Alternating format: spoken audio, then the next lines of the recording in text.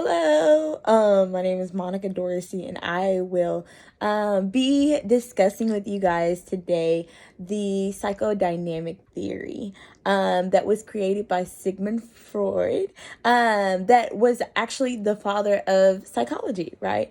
Sigmund Freud, he was actually a terrible, terrible man, right? He was very candid, he was very blunt, he was very like he was obsessed with sex, but also he the things that he would say, were very much like off the wall. Very much he was one of the people who he just really believed in the mind and the unconscious, and how we take different things and how we see and view life. But more so, he would develop these hypotheses for why we do different things. And one of the craziest hypotheses that I had read was called penis envy, right? And he really believed that women were jealous because men had penises, right? But also that growing up, that they would resent their mothers because they didn't have a penis, right? And that they would end up liking their fathers because of their penis, right? So when you have that type of mentality and stuff like that, well, you can only imagine how people reacted towards the things that he would say, right? But more so, so Sigmund Freud was born in Vienna, Austria, and he was born on May 6, 1856. And his father was Jacob. He was 40 years old. He was a wool merchant, who already had two, children out of his previous marriage. And then for his mother, Amalia was 20 years younger than her husband. And so the failure of his father's business actually forced, Sigmund Freud's family to move to their home, which was Vienna, Austria, which is where he is originally from. He was the oldest of 8 children, and he was an advocate for consumer cocaine, right? So he really loved cocaine. And before its harmful effects were discovered, he really believed that cocaine, that it had great positive aspects on the brain and like all of these things, right? And then Freud became a doctor, and he ended up marrying, and he became the father of psychology.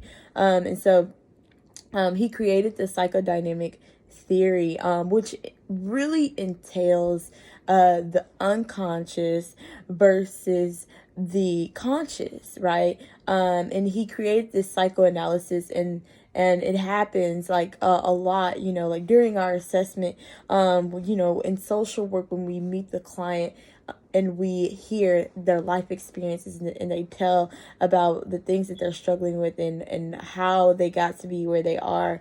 It really entails, okay, this is their unconscious, right? And these are the things that happened in their life, that made them who they are. But more so, they're not even cognizant of the things that they're doing, the things that they're projecting, a lot of times. And that is basically developing and unlayering the psychodynamic theory.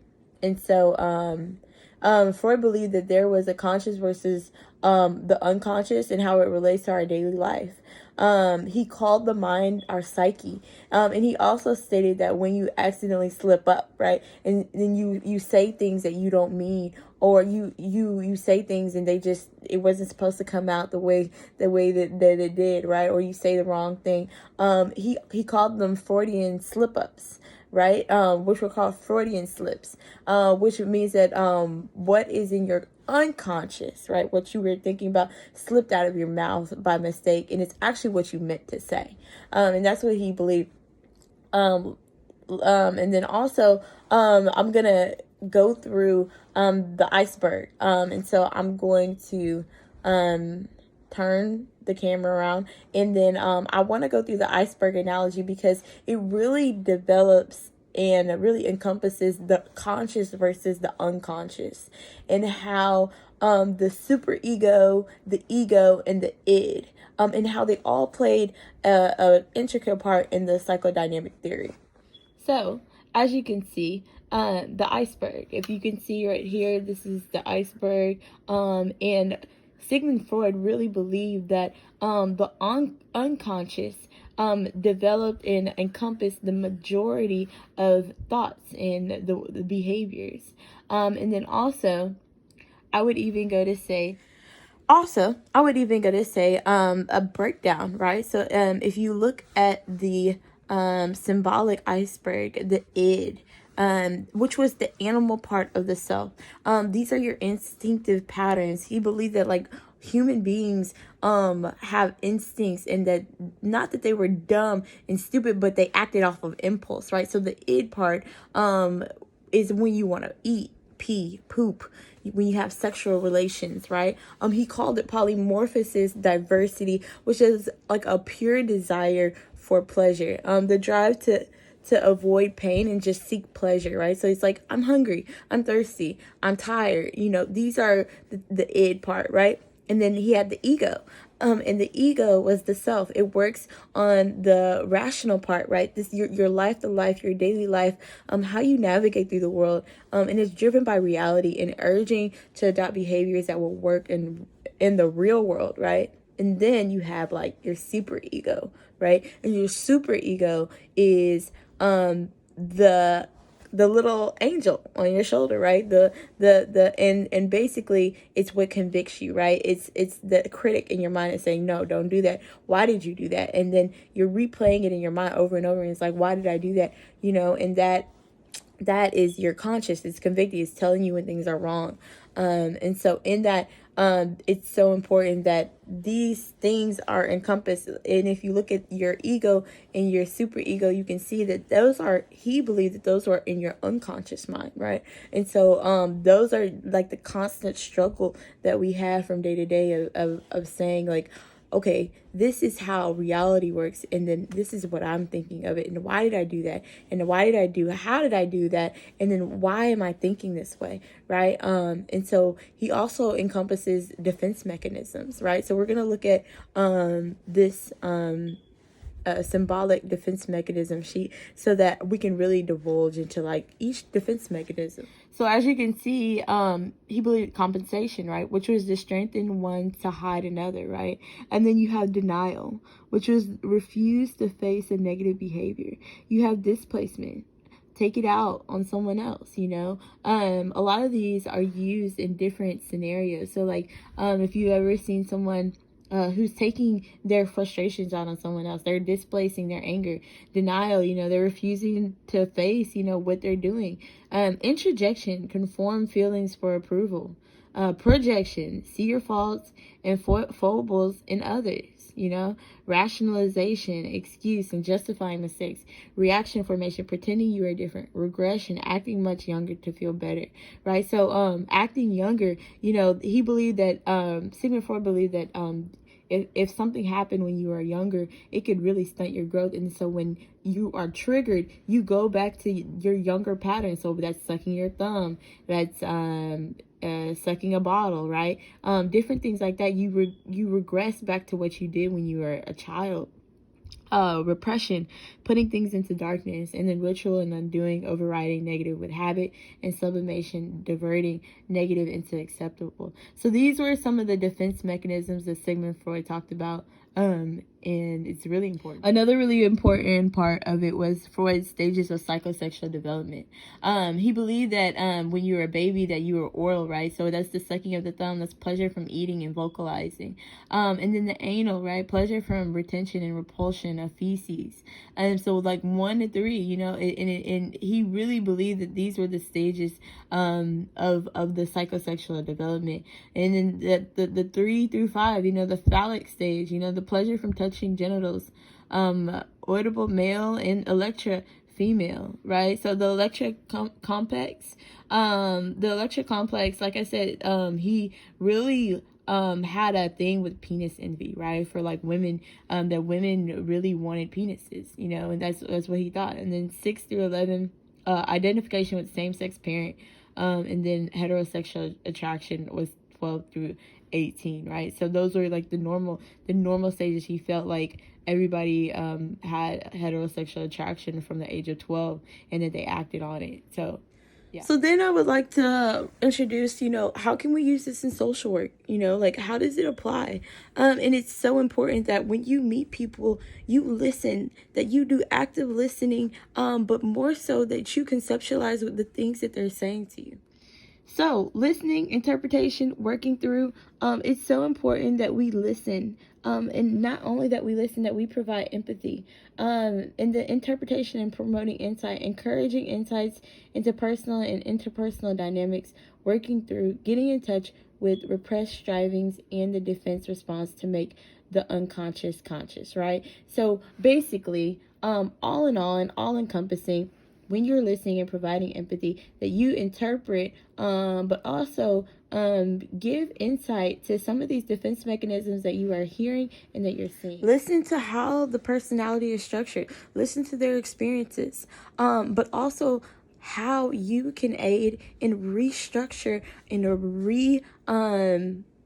reinvigorate and retransform their thought pattern in their thought process, because some of that is them doing those defense mechanisms, them projecting, them listening. You're going to hear a lot of the defense mechanisms in their story. So you're going to be listening and evaluating their unconscious processes and some of the things that they're saying, as well as their conscious processes of how they think and how they're registering certain things.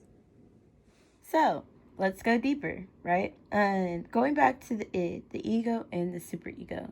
Like I said, the id, it goes back to instincts. The ego, reality, right? What is the real you saying? And the superego, morality, right? The angel on your shoulder, the conviction, your conscious. It is biological, right? So this is the chaotic, the selfish, entirely unconscious, instinctive, primitive, tries to satisfy your basic sexual and aggressive drives. You're impulsive, demands immediate satisfaction.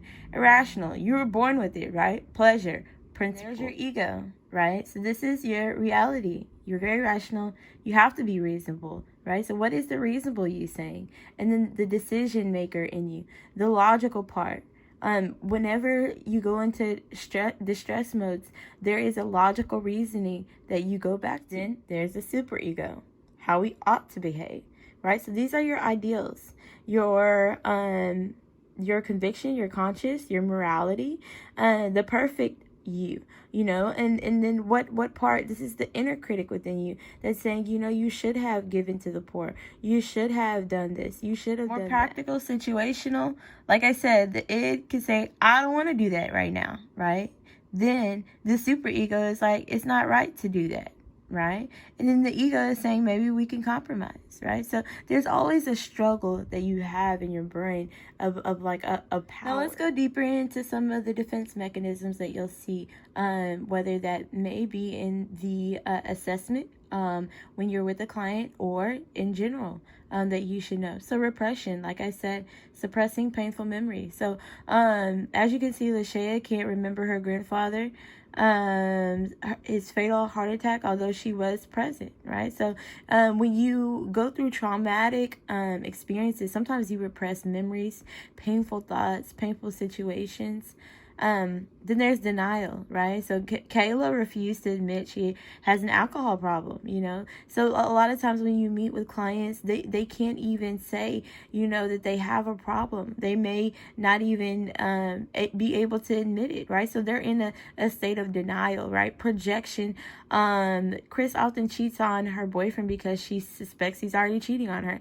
So when you have distrust, when you have so many of these things going against you, you kind of play different scenarios in your mind, and then you let your mind run away with stories that may not even be there, but because it's happened to you in the past, you run with that, and then you project that onto other people.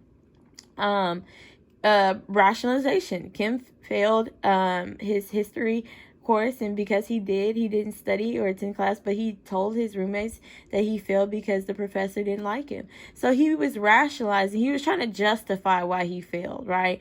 Or substituting acceptable reasons of a less acceptable outcome, right? So sometimes people will try to justify. Then you have displacement, right? During a lunch restaurant, Mark is angry at his older brother but does not want to express it, and instead he's verbally abusive to the server, right? So sometimes people take out their anger on other people, and then you say we have reaction, right? And so Nadia is angry, right? Always arriving late at work.